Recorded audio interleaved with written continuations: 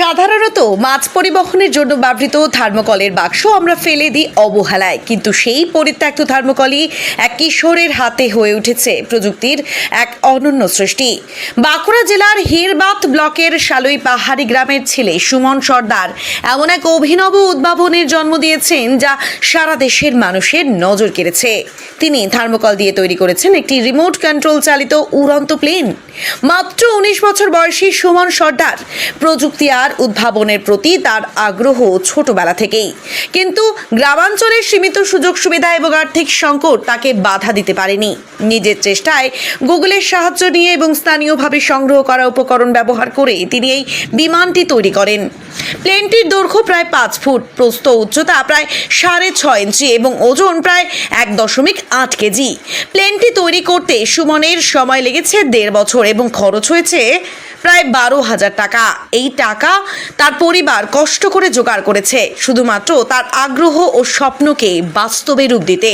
সুমন জানায়, প্রথমে 2বার চেষ্টা ব্যর্থ হয়েছিল, প্লেন ঠিকভাবে উড়ছিল না, কিন্তু আমি হাল ছাড়িনি। তৃতীয়বারে সফলভাবে আকাশে ওড়াতে পেরেছি। তখন নিজেই বিশ্বাস করতে পারছিলাম না।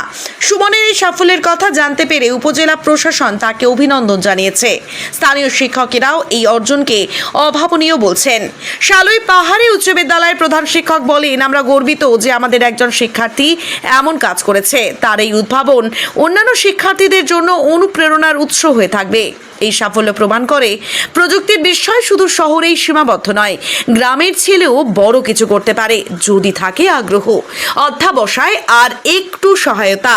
সুমন সর্দারের এই সৃষ্টিশীলতা শুধু একটি প্লেন তৈরি নয়, বরং একটি স্বপ্নের উড়ান।